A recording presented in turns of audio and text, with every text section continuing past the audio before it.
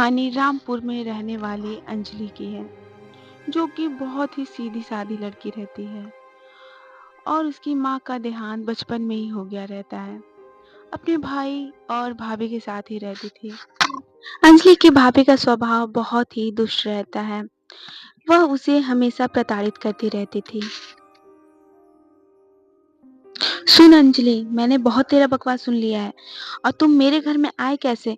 मैं तुम्हें पिछवाड़े का घर दे चुकी हूँ ना, उसी में जाकर रहो। यहाँ पे रहने की कोई जरूरत नहीं है। बस काम से खाना बनाने के टाइम आ जाया करो। तभी अंजलि अपने टूटे फूटे घर में जाकर रोने लगती है और अपनी माँ को बहुत ही याद करती है कि काश उसकी माँ रहती तो आज उसकी यह हालत नहीं होती। और तभी वहां पर उसकी माँ यह सब देख रही होती है। अंजलि, बेटा अंजलि, इधर देखो। अंजलि, माँ, आप यहाँ पे कैसे? और यहाँ पे आप कैसे? मुझे कुछ समझ में नहीं आ रहा। बेटा, मैं तुम्हारी सभी दुखों को देखकर रह नहीं पाई और यहाँ पर मैं तुम्हारे पास आई हूँ। मैं एक आत्मा हूँ, लेकिन मैं तुम्हें इस तरह नहीं देख सकती मेरी बच्ची। मैं तुम्हारी सभी दुखों को जानती हूँ मेरी बच्ची। माँ, आप वापस आ जाइए। मैं आपके बिना नहीं रह सकती। यहाँ पर मुझे बिल्कुल अच्छा नहीं लगता है। या फिर मुझे भी लेकर चलिए। मुझे अब यहाँ पर नहीं रहना। अंजलि ऐसे बोल रही होती है, तभी वहाँ पर उसकी माँ चली जाती है।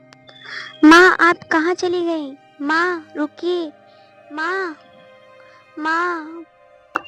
तभी अंजलि की भाभी आ जाती है और अपनी भाभी को देखकर अंजलि फिर से दुखी हो जाती है। ओ महारानी, किचन में पूरा बर्तन पड़े हुए कौन मांजेगा भला? तुम्हें आकर अपना काम नहीं किया जाता है? अभी मैं बताऊं, ये जो घर दी हुई हूँ ना रहने के लिए, इससे भी बाहर निकाल दूंगी। नहीं भाभी, मैं बस आ ही रही थी। वो कुछ काम आ गया था तो उसी में मैं लग गई थी। आप चिंता मत करिए, मैं अभी आकर सारे बर्तन को धुल देती हूँ। चलिए, मैं आती हूँ। और वहीं दूसरी तरफ अंजलि की माँ, आज मैं इसे नहीं छोड़ूंगी। इसने मेरी बच्ची को बहुत सताया है और मैं देखो इससे कैसे बदला लेती हूँ। या फिर ये सुधर जाएगी या फिर ये ऊपर चली जाएगी।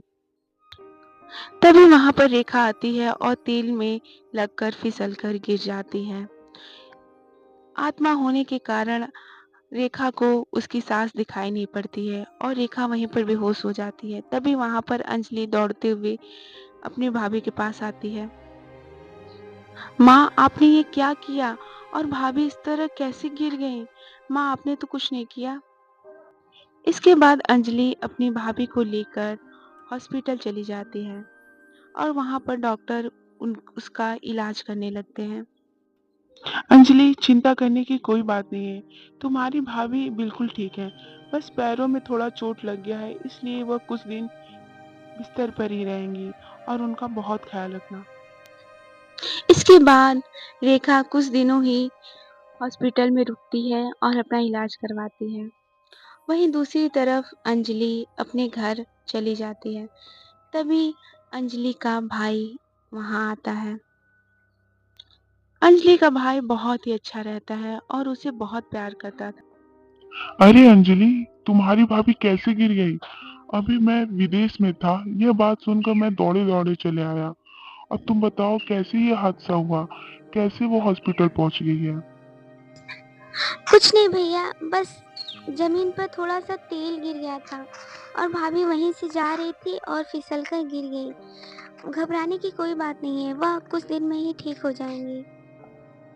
चलो ठीक है, फिर मैं उससे मिलने के लिए अभी हॉस्पिटल में चला जाता हूँ और तुम यहाँ पर रहना और पूरे घर की देखभाल करो, मैं अभी आता हूँ। हाँ भैया, आप भाभी को देखने के लिए चले जाइए। उनको आपकी बहुत ज़रूरत है और मैं यहाँ पर तो हूँ ही। घर का पूरा ख्याल रखूंगी और हाँ, मैं टिफ़िन भी भिजवा दूंगी खाने का। आप दोनों लोग वहीं पर खाना खा लीजिएगा और भाभी से कहिएगा कि हम उन्हें बहुत याद कर रहे हैं।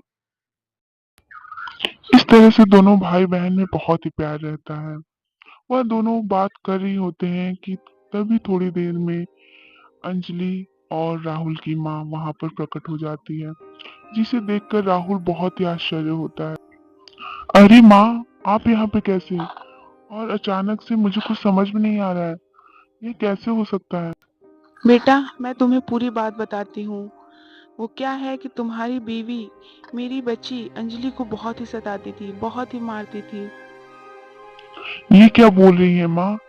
वो ऐसा कैसे कर सकती है? मुझे तो बिल्कुल विश्वास नहीं हो रहा है। मैं क्या करूँ, मुझे कुछ समझ में नहीं आ रहा है। ऐसा करिए, उसे आने दीजिए, फिर हम सभी लोग मिलकर उसे सबक सिखाते हैं। और अंजलि, तुम भी मुझे कुछ नहीं बताई। मैं तो तुम्हारा सगा भाई था। ऐसे ही समय बीतता है और रेखा अपने घर वापस आ जाती है। तभी वहां पर राहुल आता है। रेखा, मुझे तुमसे बहुत जरूरी बात करना है। और अंजलि, तुम भी यहाँ पर आओ। तुम दोनों से बहुत जरूरी बात करनी है। हाँ तो अंजलि, तुम सुनो। अब से पूरा घर की जिम्मेदारी तुम्हारी है। तुम इस घर की मालकिन रहोगी। और तुम्हें कोई भी जरूरत पड़े तो तुम मुझसे बोलना। और रेखा, अंजलि जैसा कहेगी तुम वैसा ही करोगी। मुझे कुछ सुनने को ना मिले। ऐसा बोलकर राहुल वहां से चला जाता है और यह सब सुनकर रेखा बहुत ही गुस्सा होती है और खड़ी होकर अंजलि को बहुत ही डांटने लगती है। तेरी इतनी हिम्मत कि तू यहाँ की मालकिन बनेगी? अभी मैं तुम्हें बताती हूँ कि मालकिन कैसे बना जाता है। तभी रेखा अंजलि को बहुत मार मारने लगती है और अंजलि बहुत ही रोने लगती है। यह सब देखकर अंजलि की माँ वहां पर आ जाती है। अरे चुड़ैल, तेरी इतनी हिम्मत कि तू मेरी बच्ची को मारी है। अब मैं तुम्हें अभी अंधी बना देती हूँ। आज से मेरा श्राप है कि तुम कभी नहीं देख सकोगी। ऐसा कहते ही अंजलि रोने लगती है और वही रेखा अंधी हो जाती है। माँ जी, मुझे माफ़ करिए, मैं अब कभी ऐसा नहीं करूँगी। मुझसे बहुत बड़ी गलती हो गई है, लेकिन आप प्लीज़ मेरी आँखों को वापस कर दीजिए, मुझे कुछ दिखाई नहीं दे रहा है। माँ, प्लीज़ मेरे पर रहम करिए, अब मैं अंजलि को कभी नहीं सताऊँगी। तू चुड़ैल, मैं तेरे को सही करूं, ऐसा कुछ नहीं होगा। तूने मेरे बच्चे को मारा कैसे? और मैं माँ होकर उसका बदला ना लूं? मैं यहाँ पर आई हूँ तुमसे बदला लेने के लिए। अब तुम कभी नहीं देख सकोगी। माँ जी, मुझे माफ़ कर दीजिए, अब मैं ऐसा कभी कुछ नहीं करूँगी। प्लीज़ मुझे सही कर दीजिए, मुझे कुछ नहीं दिखाई दे रहा है। अब मैं कभी अंजलि को परेशान नहीं करूँगी। इस तरह रेखा बोल रही होती है, तभी अंजलि की माँ वहाँ से गायब हो जाती है। भाभी, आप चिंता मत करिए, माँ आपको सही कर देंगी। वह अभी आपसे गुस्सा है, बट वो जल्द ही आएंगी और आपको सही कर देंगी। आप मान जाइए मेरी बात। अंजलि, तुम कितनी अच्छी हो, इतना सब कुछ होने के बाद भी तुम मेरे साथ इतने अच्छे से बिहेव कर रही हो। मुझे माफ़ करना, अब मैं तुम्हारे साथ बिल्कुल अच्छे से रहूँगी। कोई बात, मेरी आंखें नहीं आई तो क्या हुआ, लेकिन अब मेरी आंखें खुल गई हैं कि तुम्हारे साथ कैसे रहना है।